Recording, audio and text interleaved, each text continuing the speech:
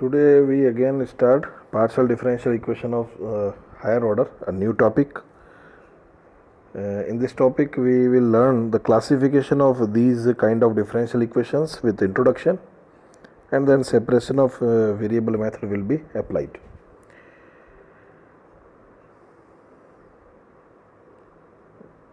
Partial differential equation of higher order के जो notations हैं उसमें आप देखें we consider partial differential equation of the form, और यहाँ पे आप जो डिफरेंशियल इक्वेशन पार्शियल फॉर्म वाली जो आप स्क्रीन पे देख रहे हैं इसमें रिजल्ट लिखा हुआ है, और ये डिफरेंशियल इक्वेशन जो है वो nth ऑर्डर की है.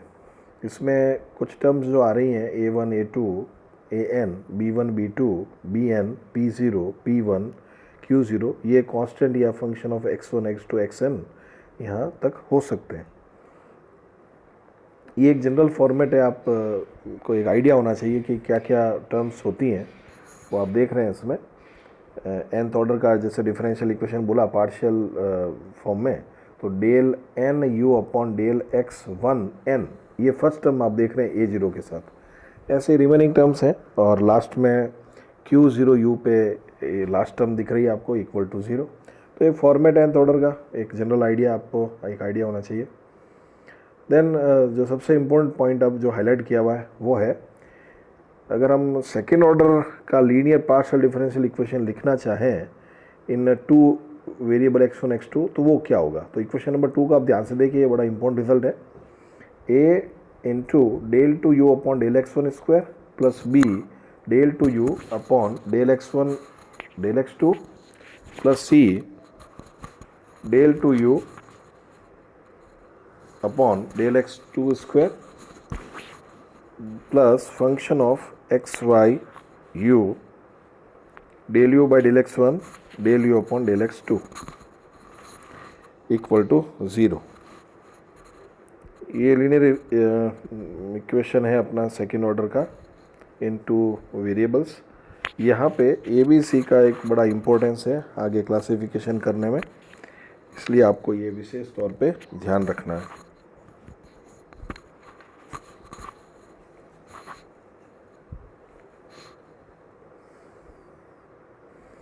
देखिए नेक्स्ट पार्ट जो क्लासिफिकेशन का है, आपने अभी इक्वेशन नंबर 2 में कैपिटल ए कैपिटल बी और कैपिटल सी इनको आपने देखा, इनकी वैल्यूज़ आपको पता हो तो आप क्लासिफाई कर पाएंगे कि डिफरेंशियल इक्वेशन जो है ये पार्शियल फॉर्म में ये इलिप्टिक पैराबोलिक या हाइपरबोलिक हो सकती है. यदि बी स्क्वायर माइनस 4ac का वैल्यू लेस देन 0 मिला तो elliptic, B square minus 4ac का वैल्यू अगर इक्वल टू 0 मिला तो पैराबोलिक, और अगर बी स्क्वायर माइनस 4ac का वैल्यू अगर पॉजिटिव मिलता है तो हाइपरबोलिक. तो ये एक प्रॉब्लम जो आपको बता रहा हूँ मैं, ये इस तरह का एक क्वेश्चन छोटा आपके एग्ज़ाम में बन सकता है, तो आप इसको अच्छे से कर पाएंगे. डिफरेंशियल इक्वेशन लिखी हुई है del two U del X square. ये जो मैंने फर्स्ट टर्म बोला है, first example del two U upon del X square, इसको मैं यू एक्स एक्स भी लिख सकता हूँ. सेकेंड टर्म जो देख रहे हैं आप उसको मैं यू एक्स वाई लिख सकता हूँ, और थर्ड टर्म को यू वाई वाई लिख सकता हूँ. तो ये नोटेशन है, आप ध्यान रखें. ये फर्स्ट इक्वेशन देखा आपने, सेकंड और थर्ड आप सेल्फ ट्राई कीजिएगा. फर्स्ट को आप ध्यान से सीख लो, बहुत छोटा सा एग्जांपल है. ए बी सी की वैल्यू निकाले तो आपने पहले इसको इक्वेशन से कंपेयर किया, आपने देखा कि ए बी और सी इन तीनों की वैल्यू यहाँ पे 1 है. तो बी स्क्वायर माइनस 4ac में जब रखेंगे तो आपकी वैल्यू मिलेगी -3 जो लेस देन 0 है, इसलिए हम बोलेंगे उसको इलिप्टिक. ऐसे ही जो दो एग्जांपल दे रहा हूँ मैं, सेकंड और थर्ड, इनमें एक जगह 0 हो रहा है, एक जगह वैल्यू पॉजिटिव आ रहा है, तो इसके अकॉर्डिंग पैराबोलिक हाइपरबोलिक टर्म्स बन रही हैं. तो बहुत इजी एग्जांपल है, आप इनको अच्छे से कर लें. छोटा क्वेश्चन एक एग्ज़ाम के लिए बनता है, और classification as per part of syllabus भी है. ये इंट्रोडक्शन और छोटे कुछ प्रॉब्लम्स थी, उनको देखने के बाद अब हम आते हैं एक थोड़ा लेंथी पार्ट की ओर जो बड़ा इंपॉर्टेंट है. नाम है मेथड का सेपरेशन ऑफ वेरिएबल मेथड. ये मेथड डिफरेंशियल इक्वेशन को सॉल्व करने में ही काम आता है, और कुछ कंडीशंस इसमें दी हुई होती है, बाउंड्री वैल्यू प्रॉब्लम जिनको बोलते हैं, उनको लेकर हम कंप्लीट आंसर निकालते हैं. तो आप देखिए जो हाईलाइट किया हुआ इक्वेशन है वो आपने सॉल्यूशन एज्यूम किया है दिए गए पार्शियल डिफरेंशियल इक्वेशन का. यहाँ पे u एक्स वाई का फंक्शन है, तो u डिपेंड वेरिएबल हो गया और x और y इंडिपेंडेंट वेरिएबल हो गए. u का जो सॉल्यूशन लिया उसमें आप सिंबल पे ध्यान दीजिएगा, capital X into capital Y है, जहाँ पे कैपिटल X केवल x का फंक्शन है और कैपिटल Y केवल y का फंक्शन है। इक्वेशन नंबर 1 जो आपने सॉल्यूशन एज्यूम किया है दिए गए पार्शियल डिफरेंशियल इक्वेशन का, तो हम यहाँ से u जो इक्वेशन 1 हमारा सॉल्यूशन था वो और उसके जो डेरिवेटिव्स हैं, जैसे हमें एज पर क्वेश्चन चाहिए वो हम कैलकुलेशन कर लेते हैं। देख रहे हैं आप, हाईलाइट किया हुआ पार्ट है। Now put the values of u and its derivatives in the given partial differential equation which reduce to the given form. तो आप ये u और उसके डेरिवेटिव की वैल्यूज उठा के मेन इक्वेशन या क्वेश्चन में रख देंगे तो आपके पास कुछ ऐसी फॉर्म बनेगी जो इक्वेशन नंबर 2 आपको हाईलाइट किया हुआ नज़र आ रहा है, जिसमें फंक्शन होगा x का, x डैश का, x डबल डैश का and so on is equal to another function of y, y dash, y double dash and so on. ये जो इक्वेशन है वो सेपरेबल है, आप देख रहे हैं सेपरेबल है अपने x और y में। तो हम इनको अलग अलग सॉल्व कर सकते हैं, क्योंकि दो वैल्यू अगर इक्वल होगी तो हम उसको किसी कांस्टेंट के इक्वल एज्यूम करेंगे। तो मैंने लिखा है हाईलाइट किए हुए पार्ट को, so equation 2 equal to a common constant से लैम्डा। यानी आप इक्वेशन नंबर 2 को देखें, दोनों के बीच में इक्वल साइन है, दो वैल्यू तभी इक्वल होगी जब वो किसी कांस्टेंट के इक्वल हम एज्यूम कर सकते हैं। तो आपने उसको लैम्डा एज्यूम कर लिया है। तो देखिए इक्वेशन नंबर 3 और 4 बनेगा। जो 2 था, 2 में 2 रिजल्ट थे, दोनों का आपने इक्वल टू लैम्डा बोल दिया, तो इक्वेशन नंबर 3 और 4 बन गया। 3 और 4 को जब आप सॉल्व करेंगे तो आपको जनरल सॉल्यूशन मिलेगा।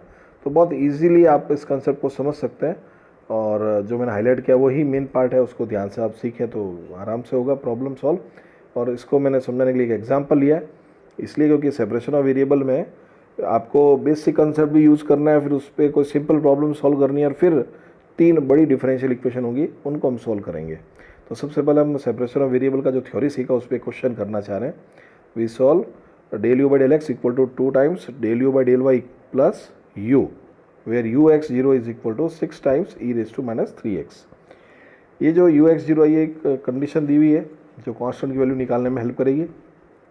आप देख रहे हैं जो क्वेश्चन मिला आपको वो लीनियर है, पार्शियल डिफरेंशियल इक्वेशन है और उसका ऑर्डर 1 है। आपने दी गई इक्वेशन को इक्वेशन नंबर 1 एज्यूम किया और आपने उसके बाद इक्वेशन 2 लिखा जो इक्वेशन 1 का सॉल्यूशन है। क्या सॉल्यूशन है आपने एज्यूम किया, जो थ्योरी में आपने देखा, u x y equal to x into y, जहाँ कैपिटल एक्स स्मॉल एक्स का फंक्शन है, कैपिटल वाई स्मॉल वाई का फंक्शन है, और साथ में प्रोडक्ट है ये, यानी u equal to x into y. अब हम क्या करेंगे कि जो इक्वेशन नंबर 1 है यानी जो क्वेश्चन है उसमें हमें क्या क्या चाहिए। हमें u का partial differential with respect to x चाहिए, हमें del you upon del y चाहिए। तो हम इक्वेशन नंबर 2 का पार्शियल डिफरेंशिएशन करेंगे with respect to x as well as with respect to y। तो इस सिचुएशन में आपके पास देखिए नंबर 3 और 4 बनेगा। नंबर 3 और 4 क्या है, u के डेरिवेटिव्स हैं एज पर रिक्वायरमेंट, और फिर हम 3 और 4 में जो वैल्यू मिली वो हम मेन इक्वेशन जो सॉल्यूशन एज्यूम के उसमें रखेंगे। तो जब हम उसमें रखते हैं इक्वेशन नंबर 1 में u del you by del x del you upon del y, ये टर्म्स आपको रख के देखना है। वीडियो को ध्यान से सुने, देखें और साथ में लिखें, ताकि आप उसको जो टर्म्स बन रही हैं, कैलकुलेशंस हो रही हैं, वो आप बहुत कॉन्फिडेंट के साथ कर पाएंगे।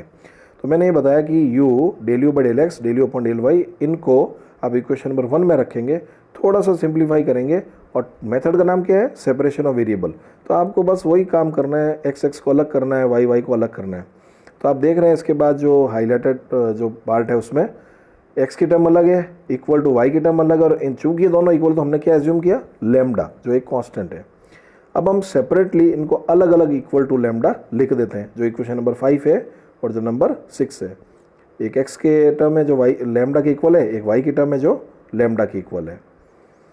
अब इक्वेशन नंबर 5 को हम सॉल्व करेंगे और उससे x की वैल्यू निकालेंगे, और इक्वेशन नंबर 6 को सॉल्व करेंगे, फिर y की वैल्यू निकालेंगे। तो इक्वेशन नंबर 5 जो है उसको आपने लिखा है इक्वल टू लैम्डा। अब देखना स्क्रीन पे जो अपॉन में 2 आ रहा है वो 2 को हमने क्रॉस मल्टीप्लाई कर दिया। फिर लेफ्ट हैंड साइड में x dash x upon x, ये एक टर्म अलग, और minus x upon x cancel होकर 1 हो गया, तो वो रिजल्ट अलग। तो आप x dash upon x equal to लिखेंगे 1 प्लस 2 लैम्डा।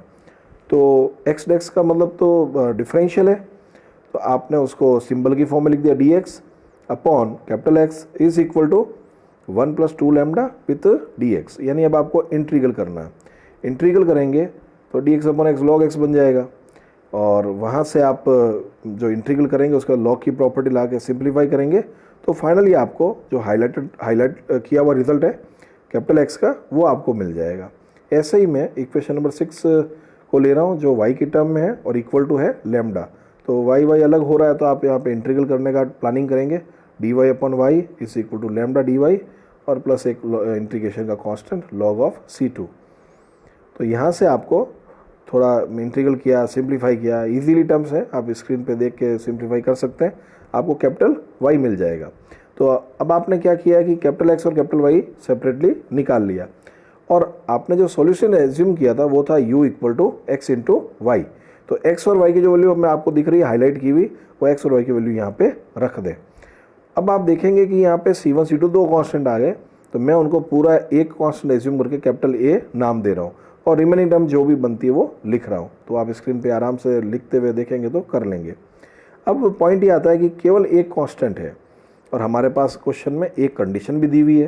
कंडीशन है u of x, 0 equal to 6 times e⁻³ तो आप यहाँ पे ये देख रहे हैं कि u ऑफ x, 0 का मतलब क्या है कि u में x तो x ही रहेगा लेकिन y की वैल्यू 0 हो जाएगी, और u की वैल्यू बनेगी 6 टाइम्स e⁻³ तो x रहेगा, y की जगह 0 लिखना है और u की जगह 6 टाइम्स e⁻³ करना है। तो इससे हमें कांस्टेंट जो आ रहे हैं उनकी वैल्यू निकालने में हमें हेल्प मिलेगी। तो आप जब इस तरीके से कंसेप्ट अप्लाई करेंगे तो u की वैल्यू तो हो गई 6 e⁻³ लेफ्ट हैंड साइड में देख रहे हैं आप, इक्वल टू जो ऊपर एक रिजल्ट है नंबर 7 में, वो रिजल्ट आपको लिखना है जबकि y का वैल्यू 0 है। तो आप देख रहे होंगे 7 में a इंटू ई की power 1 + 2 lambda x plus lambda y जो आ रहा है उसमें y 0 हो गया, तो केवल a और लैम्डा और x की टर्म रहेंगी। तो वो आप देख रहे हैं ये रिजल्ट मिल रहा है y को 0 करने पे, equation number 7 that is RHS। अब हम कंपैरिजन करेंगे तो a की वैल्यू तो 6 हो गई एज ए कांस्टेंट, और e की पावर में जो टर्म है लेफ्ट हैंड साइड में तो है e की पावर में -3, और राइट हैंड साइड में है e की पावर में टर्म 1 + 2 लैम्डा। इनको सॉल्व करें तो लैम्डा आ जाएगा, तो हमें a और लैम्डा की वैल्यू मिल गई। a और लैम्डा की वैल्यू वापस हम जो मेन सॉल्यूशन बनाया था आपका नंबर 7 में, वहाँ पे आप a और लैम्डा की वैल्यू रख दें तो आपका रिजल्ट आएगा uxy is equal to 6 times e⁻³ + 2y। It is your final solution of the given problem. इसी के बाद मैंने सेम पैटर्न पे एक प्रॉब्लम दिया असाइनमेंट, इसको आप बिल्कुल इसी मेथड को ध्यान से सीखते हुए ये क्वेश्चन ट्राई करें, आप इजीली कर पाएंगे। अंडर की टर्म्स कुछ बन रही हैं, जो भी आपका CF फॉर्म में जो बनता है, तो आप इसको कंप्लीट करें।